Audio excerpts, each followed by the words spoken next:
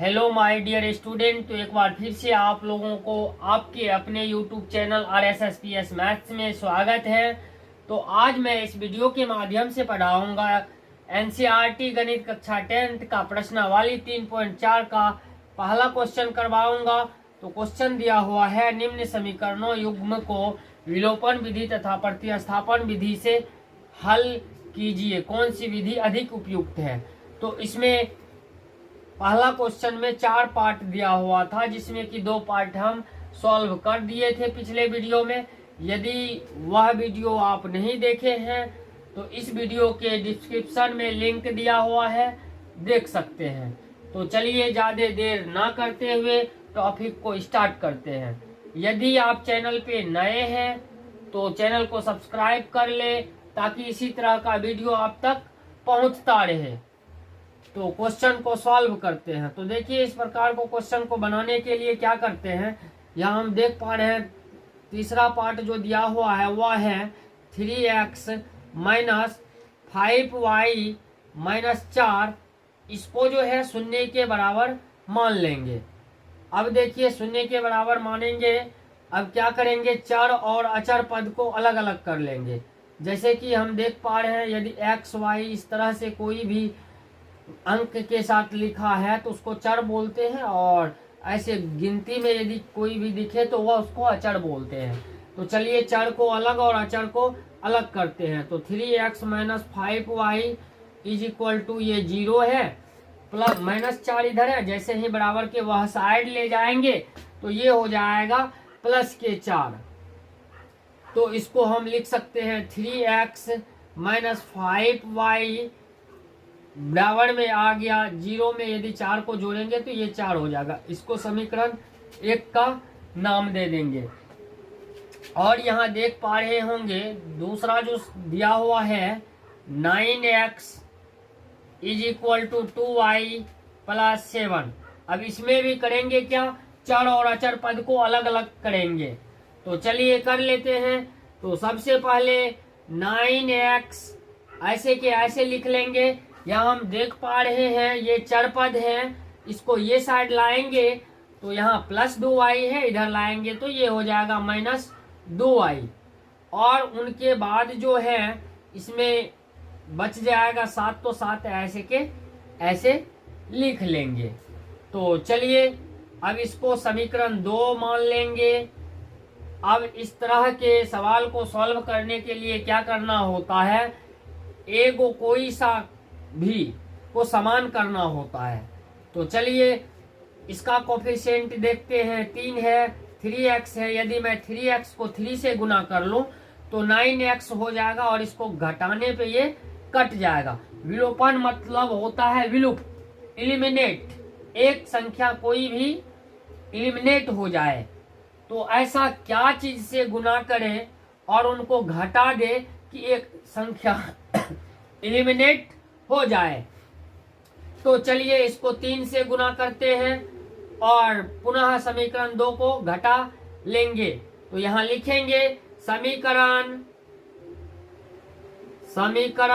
1 को 3 से गुना करने पर परिणाम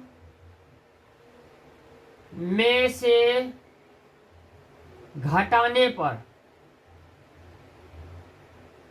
तो यहां हम देख पा रहे हैं, यदि 3x को 3 से गुना करेंगे तो ये हो जाएगा 9x, और यदि मैं बात कर लूं ये माइनस 5y को, इनको यदि 3 से गुना करेंगे तो ये हो जाएगा माइनस 15y। इसी तरह से 4 को 3 से गुना कर लेंगे तो ये हो जाएगा 12। तो चलिए गुना कर लिए।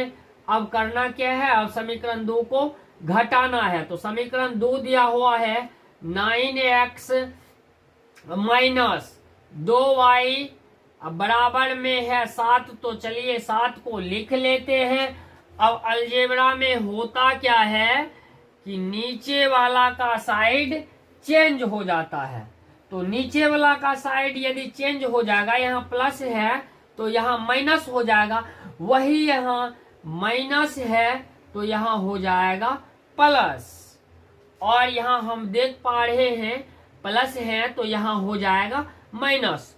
तो चलिए 9x में से 9x को घटा लेंगे तो ये क्या होगा, ये कैंसिल हो जाएगा। अब देखिए -15 में से यदि +2 को निकाल देंगे तो ये हो जाएगा -13y बराबर में आ गया 12 में से 7 को घटाएंगे तो ये आ गया 5। तो 12 में से 7 को घटाएंगे तो ये 5 आ जाएगा। तो हम इसको इस तरह से लिख सकते हैं y बराबर, और ये देख पा रहे हैं 5 ऐसे के ऐसे लिख लेंगे, इसमें किसी भी प्रकार का बदलाव नहीं करेंगे। तो उनके बाद जो है ये 13 इधर गुना में है, जैसे ही भागा में लाएंगे तो ये हो जाएगा, इधर लाएंगे बराबर की ये साइड तो ये भागा में 13 हो जाएगा, और ये वाले माइनस चिन्ह है तो माइनस चिन्ह लगा लीजिए। तो इस तरह से y का वैल्यू 5/13 आ गया। अब y का मान समीकरण आप चाहे तो 1 में रख सकते हैं, मन करता है 2 में रख सकते हैं, आपकी मर्जी, इसमें किसी भी प्रकार का रोक नहीं है। तो चलिए समीकरण 1 में रखते हैं y का वैल्यू। तो समीकरण 1 है 3x माइनस 5y बराबर में है 4, तो बराबर में लिख लेंगे 4, और y का वैल्यू जो है 3x माइनस 5y, y के जगह ये पुट करना है -5/13, तो -5/13 क्या करना है, पुट कर देना है, रख देना है। ये 5 में किसी भी प्रकार का बदलाव नहीं करे, सिर्फ हम रखे तो y का मान रखे, और बराबर में ये 4 है तो बराबर में 4 मजे से लिख लीजिए। अब देखिए अब करना क्या है, अब यहाँ हम देख पा रहे हैं ये 3x को 3x ही ऐसे लिख लेंगे। अब -5 को -5 से गुना करेंगे तो माइनस माइनस हो जाएगा +25, और बट्टे में 13 है, बट्टे में 13 लिख लेंगे, इसमें किसी भी प्रकार का बदलाव नहीं होगा, और बराबर में 4 है तो बराबर में 4 ऐसे लिख देना है।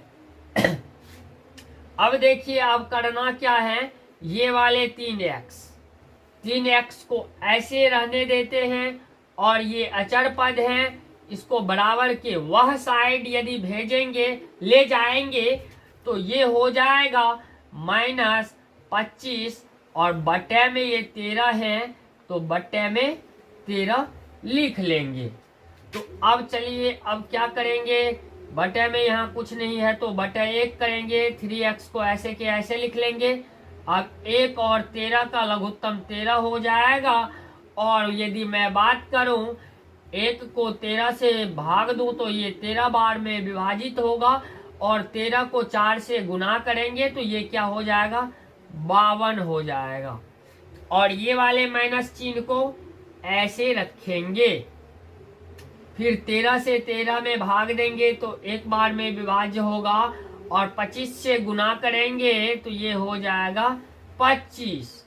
अब देखिए अब करेंगे क्या, 3x बराबर, इसको तो ऐसे लिख लेना है और इसमें से घटा लेंगे।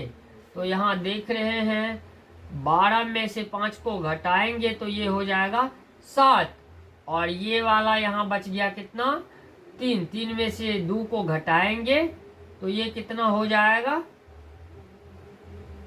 12 में से 5 को घटाएंगे तो 7, इस वाले प्लेस पे कितना बच गया, 4 में से 2 को घटाएंगे तो ये हो जाएगा 2।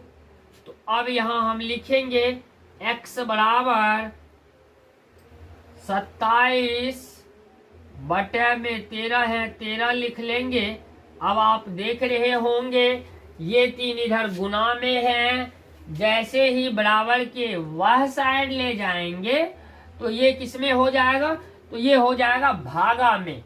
तो चलिए भागा में इसको लिख लेते हैं।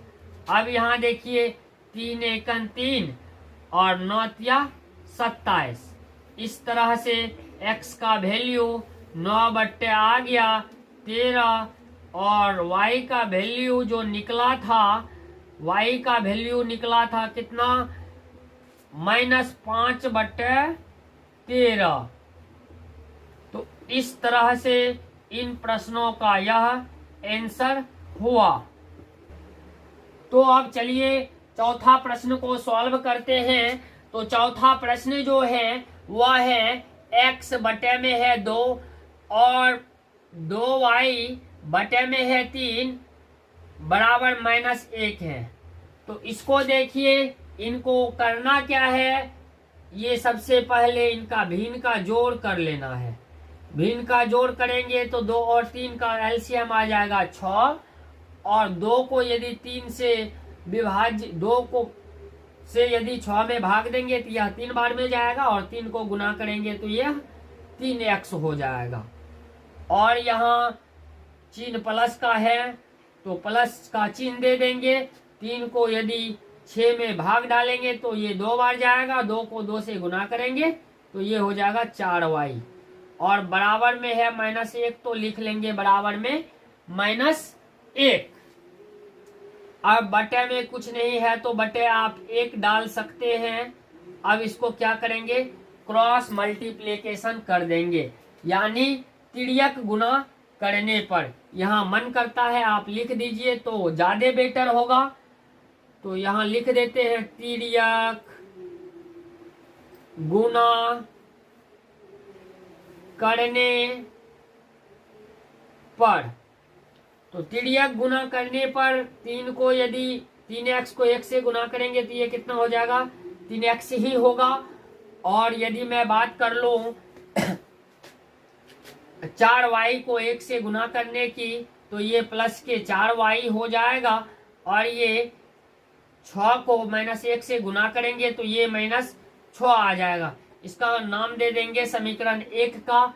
और देखिए दूसरा समीकरण को देखते हैं क्या है। दूसरा है x -y बटे में है 3, तो 3 लिख लेंगे, बराबर में है 3 तो ये भी 3 को लिख लेंगे। अब देखिए करेंगे क्या, अब बटे में कुछ नहीं है तो क्या डाल लेना है आपको, बटे 1 डाल लेना है। फ्रैक्शन में यदि बटे में कुछ नहीं है तो बटे 1 डाल लेना है। तो बटे 1 डालने से अब देखिए ये क्या हो गया, भिन्न का घटाव हो गया। तो अब इसका भिन्न का घटाव कर लीजिए।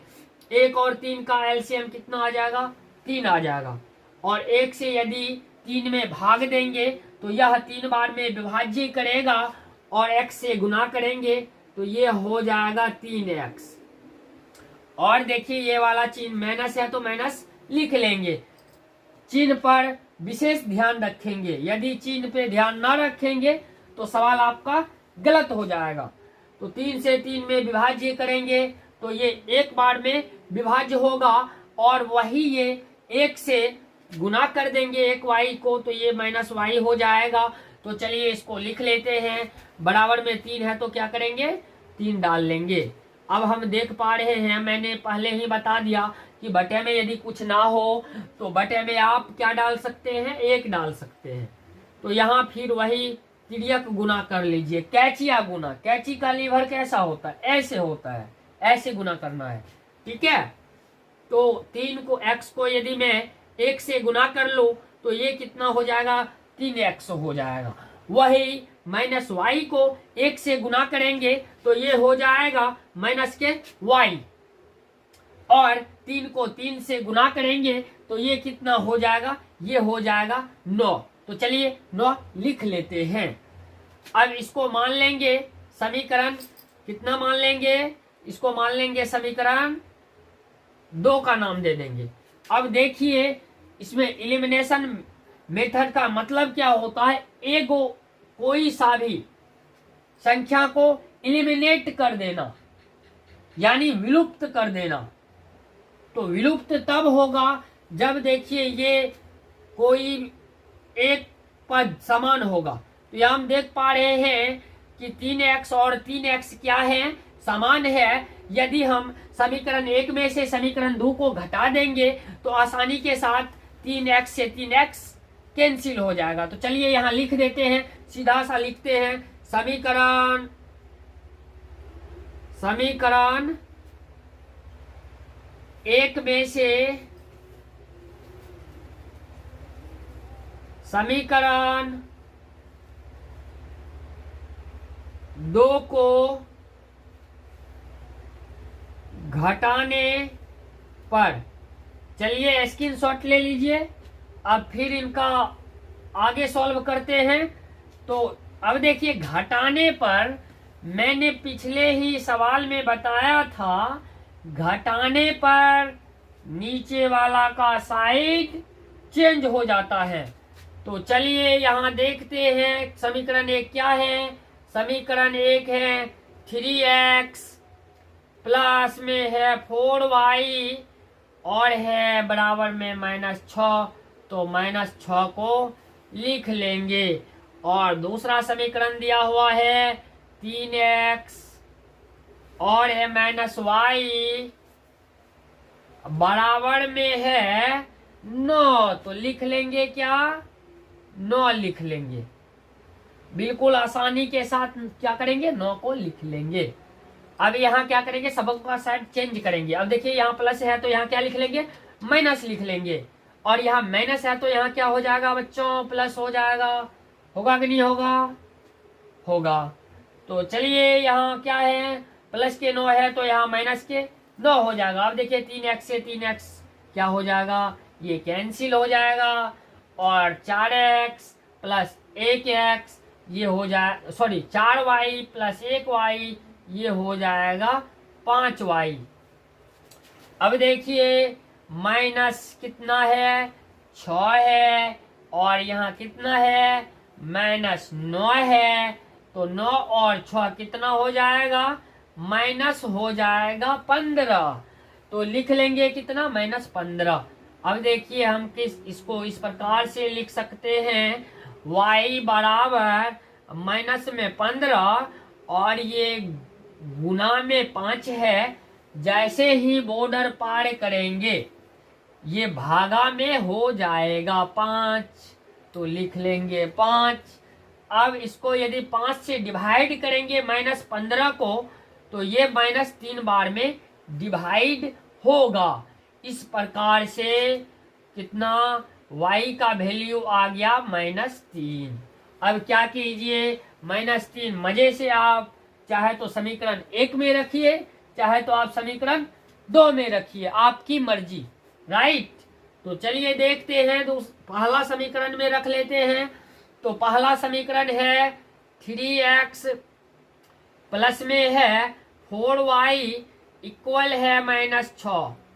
तो अब क्या करेंगे, सिर्फ हमें यहाँ y का वैल्यू को पुट करना है, किसमें, समीकरण 1 में। तो मैंने समीकरण को लिख लिया और y का वैल्यू सिंपल पुट कर देना है, रख देना है। इसमें किसी भी प्रकार का बदलाव नहीं करेंगे। और ये जो है 4 इस वाले प्लेस पे, कहाँ, y के प्लेस पे, y के प्लेस में क्या करना है आपको, यहाँ ध्यान दीजिए, -3 रखना है। क्या करना है, -3 रखना है। और ये बराबर में -6 है तो -6 ऐसे के ऐसे रख लेना है। अब देखिए नजरे को टिकाए रखिए, जो देखेंगे वही सीखेंगे। तो 3x प्लस, और यहाँ एक बार ध्यान दीजिए, +4 और -3 ये कितना होगा, हो जाएगा -12। अब बराबर में है 6 तो लिख लेंगे 6। अब क्या करेंगे, ये 3x बराबर ये 6 है, 6 लिखेंगे और -6 है, गलती नहीं, गलती कीजिएगा अंक कट जाएगा एग्जाम में, इसलिए गलती नहीं करना है। -6 और ये इधर क्या है, -12 है। जैसे ही बराबर के वह साइड ले जाएंगे तो ये क्या हो जाएगा बच्चों, +12 हो जाएगा। अब देखिए आपको मैं काटा पीटी भाषा बता रहा हूँ, 6 टका आपको घाटा लग गया, 12 टका फायदा हुआ। तो बोलिए 6 रुपया फिर भी आप फायदा में है ना। फायदा को किस में लिखते हैं? प्लस में। और घाटा को किस में लिखते हैं? माइनस में। हाँ, सही पकड़े। ये क्या हो जाएगा? 3x बराबर 6। सॉरी, अब यहाँ x बराबर आप लिख सकते हैं 6, और ये इधर गुना में है, इधर लाएंगे तो किस में होगा? भागा में हो जाएगा। 6 को यदि 3 से विभाज्य करेंगे तो कितने बार भाग जाएगा? 2 बार में। वाह वाह, आप लोग बहुत एक्सीलेंट है, सब कुछ पता है आप लोगों को। तो x बराबर कितना निकल गया? 2 निकल गया, और y बराबर 3 निकल गया। यही तो यह प्रश्न का आंसर है। तो इसी प्रकार के वीडियो को पाने के लिए, संपूर्ण विषय की तैयारी के लिए, कक्षा 10th हो चाहे वह कक्षा 12th हो, कोई भी फैकल्टी हो, कोई मतलब नहीं है। चाहे आर्ट्स हो, चाहे कॉमर्स हो, या तो साइंस हो, किसी भी फैकल्टी के बच्चे हो, तो उनके लिए यह चैनल बहुत ही यूजफुल है। तो आप सब्सक्राइब कर लें ताकि आपको इस तरह का वीडियो मिले। और एक बात आप कमेंट में बताना ना भूलें कि आपको कौन सी विषय की तैयारी करनी है और कौन सी फैकल्टी की तैयारी करनी है, आर्ट, कॉमर्स या साइंस। तब तक के लिए बाय बाय, फिर मिलते हैं अगले वीडियो में।